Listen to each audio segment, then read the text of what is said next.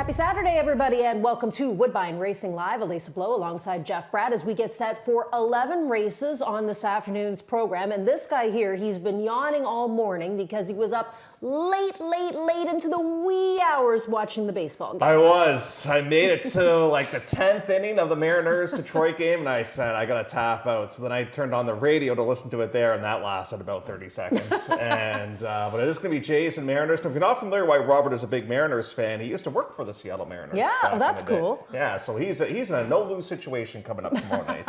The neat part is that it's one of these border series, right? Yeah. Regardless of who was going to win, it would have been a border series. Kind of cool if it would be in Detroit, but good for our peeps out in the West Coast as they get to cheer on the Jays versus Seattle. So that is tomorrow night at 8 o'clock. We should be home by then, I'm hoping. It is late post time though tomorrow night. It is, Yeah. I know. And tonight, I mean, we're going till the last race goes to around 6:30 or so. Yeah, So I'm gonna have to beg to maybe get somebody to send us some Thanksgiving dinner because.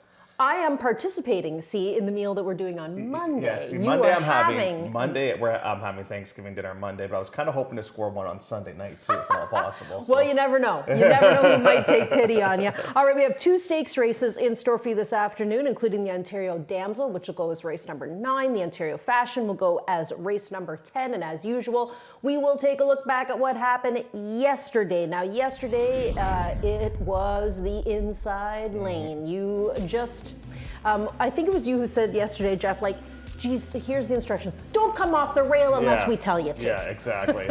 I know my horse doesn't like the rail, but stay on the rail because that's where we got to be. It is just such a pronounced bias right now, and really has been for the majority of the year. And I keep waiting for something to change, and it hasn't. The rail is just so good. Now, listen, it's the shortest way home, so it should be a great place to be, but it's even better than normal, I would say, right now at this time of the season. And we're going to get to Ernie's information in a couple of seconds, too.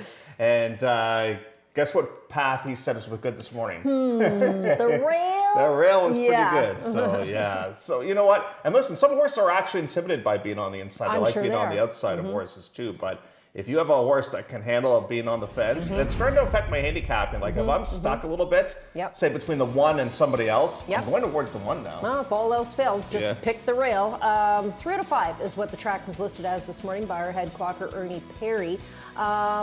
Inside, of course. But here's an interesting workout. 46-3, breezing for a 2-year-old that Bob Tiller's got by the name of Shoot. Now, this horse has not worked from the gate yet. So once she works from the gate, then we know she's getting very close to racing. But that's one to watch for in the upcoming weeks here.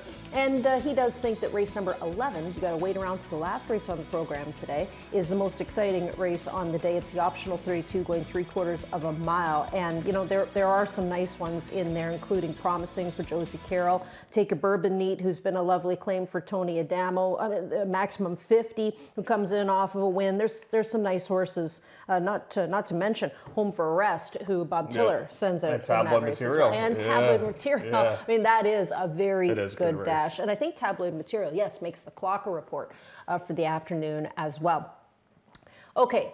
We're going to take a look at some stats. Now, we haven't looked at them ahead of time, so I always like to do this because I want to kind of surprise myself. But these are some stats for the last 2 weeks as far as jocks and trainers are concerned. We'll start first with the riders. Now, we know it's been a tight rider race. We are going to lose Sahin. This is his last few days here at Woodbine before he moves his tack to New York, and we wish him all the best of luck. But guess who's in the mix now? Mr. Austin Adams. Terrific. You know, he had a 2-month span there where I was like, man, oh man, I don't know what Austin's going to do because he's going to lose his bug at some point. And he didn't have a whole lot of momentum, but just goes to show you how quickly things can change because now he is riding with a ton of confidence. And listen, now with Sahin leaving, there's going to be a lot of opportunities for other people now, right? And Fraser's been consistent all year. You know, like he's been really, really consistent.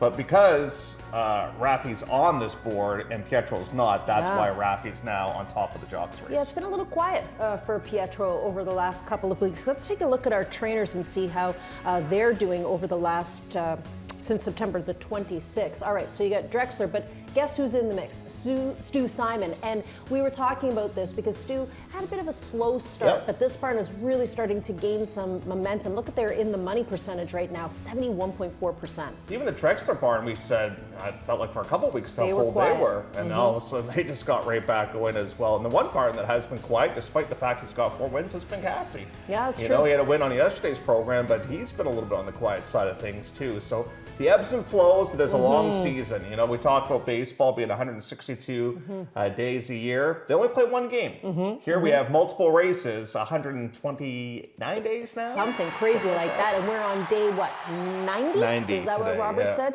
This is a really long meet. It is a long meet. But we've been blessed with some great weather, and as a result, we are on the turf course today, and it is listed as firm. I know you said there was some rain here last night. overnight. Home, yeah, I didn't get any out my way until I would say around midnight, 1 o'clock in the morning or so. We got a little bit of rain, but we still need it. I thought today, driving in, the fall colors were just gorgeous. Yeah, no, it is. I do like this time of the year for that. I don't like the fact that temperature is not great, but you brought up a point that really irks me too about the fact, what time did you get up this morning? It was still dark out? 8, and it was dark. Yeah, that's depressing. I know. And before you know it, we're going to be turning the clocks back, right? Oh, no. That makes 6 o'clock a lot more early in the morning on those days. Alrighty, let's get to our next topic, which comes up in race number 3 on the program today. Now, this is equipment changes. So race number 3, we see a lot of these horses either putting blinkers on or taking blinkers off. And this is a maiden optional $25,000 claimer going 3/4 of a mile with a field of 7. This Sid Attard horse obviously is going to be the one that a lot of people are taking a look at. Sid had a good day yesterday, won 2 races on the program. Blinkers are being added with this one. Unless one of these first-time starters jumps up with a big performance, I think it's my covenant all day long. And ran quite well against Navy Street. Now, Navy Street, they're taking a shot against stakes competition coming up on tomorrow's program, too. You know, the barn does not necessarily have great stats second time out. I'm not too worried about that. I just saw some professionalism first time outs, and, you know, I was able to finish very, very nicely. Now, if the rail's as good as it has been, all of a sudden Digital Security's chances improve a little bit here. They're going to put the blinkers on. The thing about Digital Security that I don't like a little bit is they've taken the drop with this one. It hasn't worked as of yet. But against this field, I think should be okay. Of all the first-timers in here, none of them really, you know, get me all that excited, to be honest with you. Well, the only one, you know, to me, where we get something from the dam is this 2-horse Imperial War that nobody has selected. But the dam on this one, 54 Forever, she was a good one. She was a 4-time winner. She made $275,000. She was stakes placed.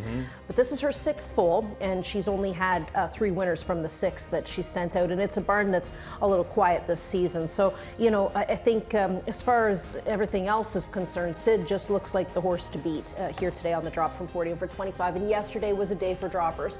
The droppers on the program did incredibly well. And we just saw yesterday, I think, a prime example of what racing experience could do in the equivalent of this race in the Philly race. Yeah. The horse that had racing experience was just a little bit more polished than everybody else was in that race. And, you know, you can't teach that. You can work and work and work. It's like preseason football or hockey or baseball. Until the money's on the line, you just don't really know. Yeah, absolutely. So race number 3 on the program, maidens in for a quarter, and they will go 3/4 of a mile with banker time as we move over to our next topic, which comes up in race number 7. So flip all the way over to race number 7 as we discuss the no vacancy policy here. It's a maiden optional 40 going 3/4 of a mile. It's where we kick off the late pick 5. Now, we know that we are missing Sophia Vivez. Now, Ron Gearkink had tweeted out some information that she has a broken pelvis. And I mean, that's just a disaster, unfortunately. And hopefully she recovers 100%. But we wish her all the best of luck. So she will be sitting out for quite some time with a broken pelvis. But Rafael Hernandez picks up the ride here on Tequila Supernova, who goes out for Hall of Famer Bob Tiller. I love this one here today. I like the fact the horse bounced back because for whatever reason, she laid an egg back on September the 4th, but bounced back with a much better race last time. And maybe it was the blinkers that helped her out a little bit. Now, Mystic Song, the winner of that race, drops to face 25,000 claimers tomorrow, I think it is. But let's take a look at Monty's Inn. I thought it was quite clever with no vacancy. Me too. I was wondering where you were going. And there's no room for this horse. Get it? No room, no vacancy. So just watch the 6 in here. Now, I don't think Monty's Inn was going to win the race, but it's not a great journey. Now, more often than not, how often does the rail open up here at Woodbine? It does. 90% of the time. Not this time. Nope. Nowhere to go. No, they really have to slam on the brakes right here. Yeah, it's tough. I don't think the horse was going to win, but it would have been a whole lot closer, that's for sure. So definitely an excusable journey there for Monty's Inn, who finished second against Gretna Green, and then last time out, it says 5th, but really was not 5th best in that race. That was a bit of a disastrous journey. So that's just the way it goes sometimes. And now you've got the first-time starter in here, and this is Hint. And Gail Cox knows this family very, very well. This is a half to Arashi, who was second in the Cup and Saucer Stakes. The mare was a 2-time winner. The only thing that worries me a little bit with him is the lack of racing experience, and really is probably bred to go longer than 3/4 of a mile in here. But the fact that you get Savachi, I think that's a big time plus. Yeah, so, in this race, like I said, I guess a lot of people are going to, I hate to use the word benefit, but they are going to pick up mounts that Sofia Vivez had. And it's interesting to see just who Bob Tiller's going towards as well, because, he seems to have like Daisuke Fukumoto in one back pocket and Sofia in the other, but he has very rarely used Rafael Hernandez. Very true. So, this I think is only his 4th time recently using Rafi. So that's quite interesting, because if you're a good agent, you're following all these Vivez horses, and you're like, we got to go there and get on that one. We got to go there and get on this. It does help when you're Rafi and you're leading rider. Sure. You might be the first one on speed dial. Yeah, you might be, but like I said, it's not one of the riders that he will normally use as a go-to. So that is race number 7 on the program. As we flip over to race number 8, which is our next topic, the CTHS sales event. Now, these are for horses who are went through the ring at the CTHS sale here at Woodbine. And, so it's a restricted race. It goes 1 mile on the inner, and we are in lane 3 today. The turf course is listed as firm. These are fun little races, great opportunity for horses who did go through the sales ring here locally to get a chance to go for good money. There's $75,000 on the line in this event. I kind of thought that this Matt Douglas horse could be the horse, found money. In fact, I feel pretty good about this horse here today because, hear me out on this, and you're going to think I'm biased, but that maiden special weight when he was on the grass, when he was 6th in that spot behind our boy Houdini, he was only beaten 3 lengths there. And Awesome Connection has actually gone on to do some pretty neat things, including a second place finish in $1 million race. I think the fact that this horse gets back onto the grass here today could be the key to get him home. I like Cavay Nichols with Matt Douglas too. I like the stretch out. That's what I'm kind of a fan of as well. The mare's produced a stakes winner named Freedom Principle, who was able to do some pretty good things going around 2 turns. So I'm with you on that one. The 5 Fleet of Foot, I think this is considered a drop down in class for this horse today. That's an open maiden race that you're in last time out, and got slammed coming out of the start. So Fleet of Foot definitely has a major excuse. You know who my wake-up prospect is? It's number 2, this being Not a Care, because the mare is from the same family as River 7, and the mare's produced Devil's Bits, who was 3rd in the Wonderwear Stakes. But there's a look at Fleet of Foot. It looks a little messy in this picture. Well, I think Fleet of Foot just woke up. Yeah, there you go. So she's got poultice on her eyes. I thought so. I'm like, that's, okay, so it's not just makeup. Well, Roberts woke her up from sleep. From a nap where she was, right in her... Sorry.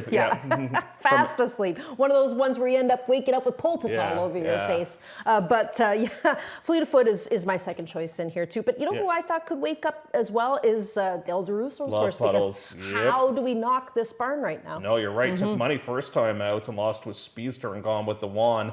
And like point of entry on the grass. The mare has some turf-winning siblings as well. These are very significant races for horse people that support the sale, because what would you say the average price is at the sale? Maybe $15,000 to $30,000? Yeah, I would say 25 to 30. So now you get a chance to go for 60% of $75,000. That's a nice chunk of change. And you don't have to worry about these massive Kentucky breds and stuff like that. That's right? true. So. That's true. All right, let's go over to race number 8. The 8th race. Oh, sorry.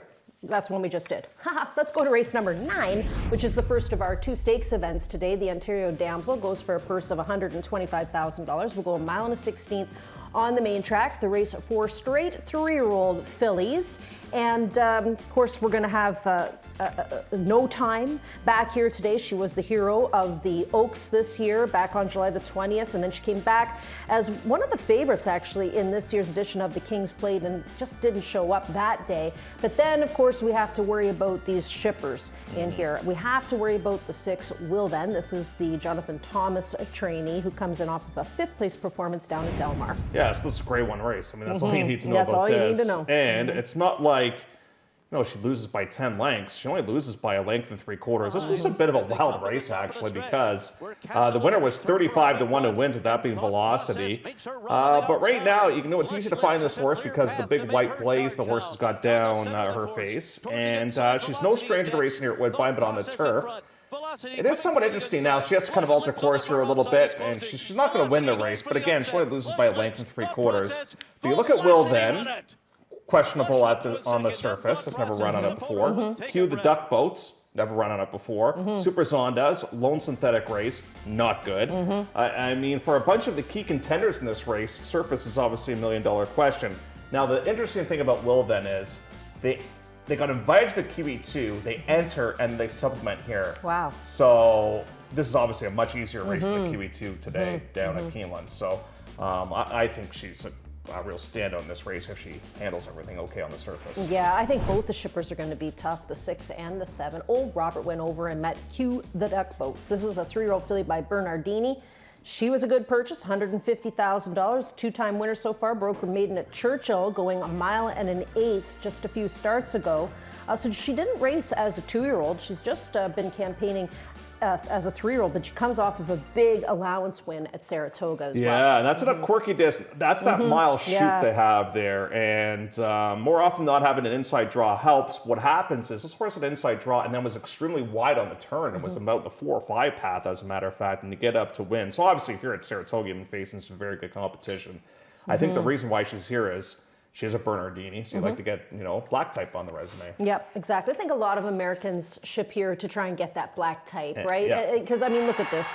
These two really do stand out in here because we're not sure what we're going to see from No Time this afternoon. They can both race on Lasix. Absolutely. Now, I want to ask you, No Time, what's going on? She peaks on Oaks Day. Did that race just take so much out of her that she hasn't been able to bounce back? I mean, that you could say that she bounced in the plate. You could say that, right? But then the last race, I guess you could say, well, she wasn't really a fan of the grass. Maybe the inner turf because she won the big course. The inner could have been what got her that time because she did win, you're right, on the E.P. Taylor turf course back in 2024. Let's go to race number 10, which is the second stakes event on the afternoon, the Grade 3 Fashion. And this race going in a distance of 6 furlongs on the main track. And once again, you have to worry about the U.S. shippers in here. Galina Rush has been here before. She was the winner of the Grade 3 Hendry back in 2024, so she has been here. She comes in off of a win at Presque Isle on their big day. It was a Grade 2 event back on September the 19th. She was a nice winner that afternoon in a big with a big closing effort. You want to see a Hall of Fame ride, watch this ride from Joel Rosario. This is an unbelievable ride to win this race, and the ride wins the race as far as I'm concerned. So it's a ground-saving trip right now at this portion of the race. And right now, Joel's saying, okay, do I stick to the fence or not? So now he's thinking of splitting. But watch the move he's going to make right here. He ducks here, and then he gets right back to the rail. He's like, nobody wants the rail? Perfect, I'll take it. And it just scoots up. Because so often here at Woodbine, outside trips. Look at the post the horse has had. Presque Isle 2 starts go 11 of 12. Woodbine 8 of 8. Woodbine 10 of 10. Finally got to the inside last time out and was able to pull off the victory. I really think the trip helped out the horse immensely on that occasion. I wasn't so sure she was as good this year as she has been. But she bounced back with a much better race last time. I'm going to go towards the other Clermont horse. And again, the reason? The rail, I must admit. Yes, yep. I'm picking a lot of rail horses because the rail is so good as of late. Now, does the horse want to go 3/4? That's a legit question. I think I read in Ron Gearking's DRF article that Miguel Clermont said they weren't concerned about the cutback in distance. And she gets onto the Lasix program plus She's never tried synthetic racing. Yeah. So that'll be interesting there. I mean, the two shippers seem like logical horses to use in your wagers, but I was kind of hoping that Josie Carroll's horse, a little frisky, might show up for the home team. Does anybody go with, I guess Biles hooks up with the Girls of My Dreams, right? Yeah, I would say so. And that would be good news for a little frisky. Yeah, no, it should be a nice little race. Both of the stakes events this afternoon, lean more towards the American shippers. However, for some of them, it's going to be their first time tackling the synthetic turf course. I want to ask you about Metaphysical, because I loved the horse last time out. Tony Gattilero's horse. Yeah. Did not run well last time, and only one work since that last race. Did not that's- work at all in September. Yeah, that's And not a only good one works. sign, buddy. And now all of a sudden, Daisuke Fukumoto rides for the first time, so I'm just sort of like... I know. There's a few yellow lights with that one. That's a good way of looking at it. Not red, Not but just red, yellow. just warnings. Approach with caution. Yeah, exactly. Very, very good. Alrighty, what do we got for you next? Race number 11 is where we play the jackpot high five, and that carryover's growing. It's more than $25,000 now, and this is the race that Ernie Perry, our head clocker, thinks is the most exciting race, or the best wagering race of the afternoon. And we would tend to agree, because there's so many different directions you can go in here. You've got this Josie Carroll horse on the far outside promising. You got Take Your Bourbon Neat, who's turned into a lovely little claim. Maximum 50, another one, winning off of the claim. Home for a Rest is here with Daisuke Fukumoto, who's looking for 2 in a row, and Tabloid Material is looking for 4 in a row. Yeah, it's fantastic. It's really a lot of positive choices, because so often, in racing, when you get low-end claimers and stuff like that, like you're grasping to find anything positive. You're like, just give me something, right? Here, it's almost too many positives. Yeah, and how do you sort them out? Exactly, and that happens when we talk about good horses. So let's take my Bourbon Neat now, a new horse. Maybe. That's a possibility. Promising ran very well against Shotgun Wedding, and we're going to see Shotgun Wedding against state competition. Tabloid Material might be the claim of the year this year. They took the horse for 15, wins for 25, wins for 25, then wins first level allowance. I mean, what a race. I'm going to give Tabloid Material the slight nod, but I could have easily used your horse on top. I could have easily used Take My Bourbon Neat as well. It's funny because Maximum 50, all she does is win. She's a 4-time winner so far this meet, and yet we view her as kind of a fringe player in this race. And she won this class last time out. Yeah, that's true. She does lose her buddy, Daisuke Fukumoto, who sticks with the 3, but she picks up Rafael Hernandez. The only thing about Tabloid Material, and the reason I didn't put her a little closer up is, look, hey, it's hard to win 2 in a row. It's really hard to win 3 in a row, and 4 in a row. If she does this, I mean, she'll be, like you said, that's one thing about this barn this season. Devin Gittins, if you want to go through all the horses that he's claimed, he's made some really good claims. And they've stayed in form. They have. For the most part, which is very hard to do. Yeah, still waiting to hear where he's going to go for the winter months, but I'm sure that decision will be made Interesting shortly. that Empty Chester now moves to the Staccato outfits. Yeah, with Sharon. Well, so Sharon is a long-time AT for Ralph Beaumont. And she did a lot of work for Ralph over the years, especially shipping horses back and forth and back and forth. And now seems like she's taken over a lot of the training for those horses. Right. But I would imagine that after the Fort Erie meet ends, that Sharon will probably be based here. Come up here. There's not too many Fort Erie trainers that make the move to Woodbine, but she'll be one of them because she has a support of Ralph. Especially this horse. I mean, this horse has had a terrific campaign. Yeah, alrighty. That gets us through the 11 races that we have in store for you this afternoon. We will take a quick commercial break. When we come back, we'll look at our plays of the day, we'll talk about our clocker horse, and we'll talk about tomorrow's stake races as well. Love horse racing? HPIBet.com is Canada's leader in online horse betting. Access thousands of live races from hundreds of tracks worldwide instantly. Enjoy the most advanced betting tools like AI Smart Picks and exclusive cashback rewards you won't get anywhere else. Join today and get up to $100 in free bets. Get the ultimate horse betting experience with HPIBet.com.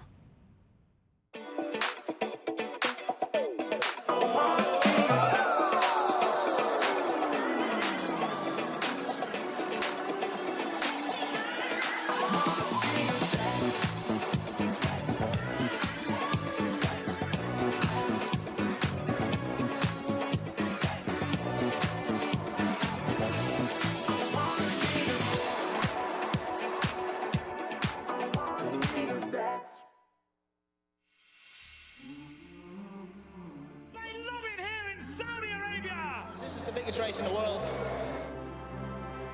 Pinch me, I think I'm dreaming. They're off in the Woodbine World Cup. And they're into the stretch. Two of the great racehorses in the world. Giant Killer, by name and by nature. A race for the ages.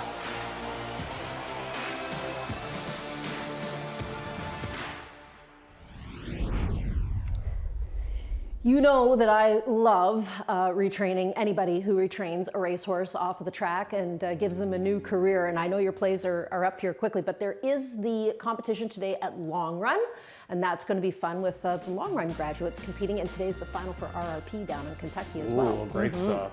Second careers for great horses. I love it.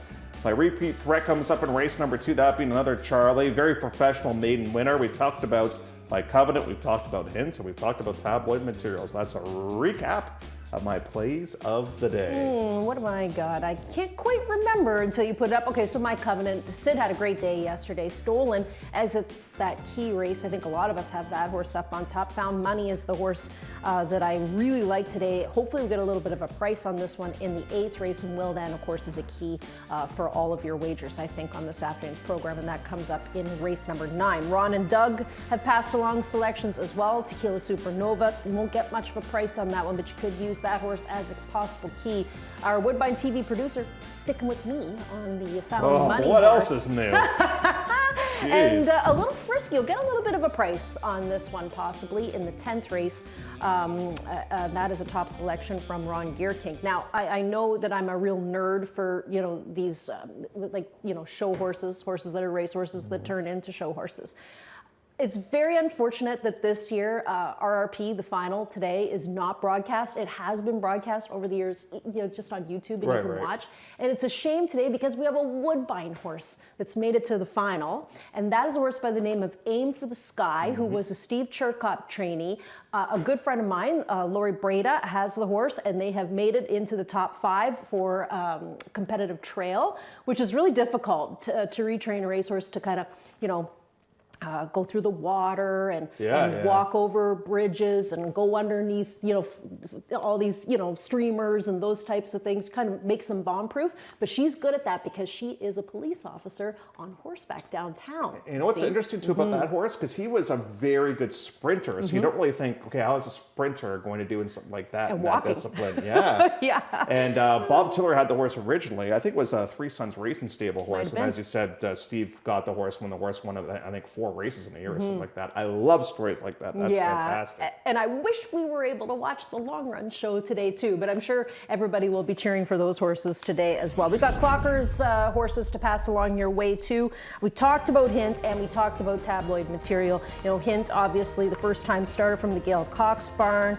They've been watching the workouts on this one, and they think that this firster could be ready to roll. Tabloid Material is trying to do something big here today, which is winning 4 races in a row, but this is a horse who's been on the Clocker Report on multiple occasions. So not only does this horse look good in the morning, this horse continues, unlike some, that are morning glories, this one's good in the morning and in the afternoon. Yeah. But like you said, this barn has had a really great season. They've made a lot of great claims, and we look forward to watching them to see where they're going to go throughout the winter months. Okay, tomorrow. Yes. Football day. Now, you and I don't need to worry anymore. We're just watching as fans. But we have a couple of stakes races tomorrow. We have the Display as well as the Glorious Song. Can Jupiter come back and win the Display? You know what I found interesting, and I know you and I are pedigree nerds, but this horse of Kevin's on the outside, Bayit, I don't even know how we're going to say this. Alina or something like that. Bayit Alina.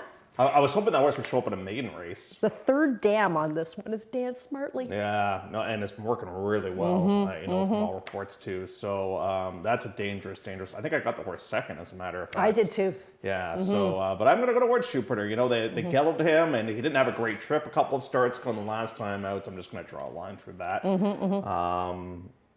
Fraser Abley make it into that outfit now, which is great to see too. Yeah. So I'm going to go to Jupiter.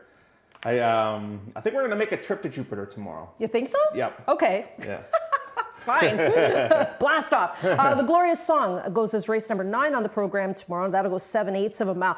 Can Dale DeRusso find his way into the big winner's circle yet again? I think he can. I mean, this was a breathtaking performance from Piper's Gift. And I just can't say enough about how good this horse was. And guess where you get the rail, which is fantastic. And here's Kevin with another interesting first-time starter, Yeah. Claire. That looks very, very interesting as well. Do you want to know why? I'll just refresh your memory on the pedigree here. The dam is a half-sister to who? Vacoma. Yeah, that's right. Which is crazy. That's two really cool and they didn't pedigrees pay a ton he's of money got. for that horse, right? So if memory serves me Let's correct. see. What's it? 25,000. Yeah. 25,000. But I mean, that's two cool pedigrees that he's sending out tomorrow. You know, that classic with Samson pedigree, and then of course a half to Vacoma. Pretty awesome too. Alrighty, what do we got, buddy? 22 minutes to go. Anything else we have to discuss? We're all good? That's pretty much it. Yeah, today's kind of the calm before the storm. Tomorrow's a big football day, big baseball day. Got the Leafies tonight. Yeah, all the Leafs are tonight. And we got super final action tonight at Woodbine right. Park. They had the 2-year-olds yesterday, and now they get the older horses Yeah, tonight. that'll be a lot of fun tonight at the Hawk. We've got 21 minutes to go before race number 1 on the program for you this Saturday afternoon from Woodbine.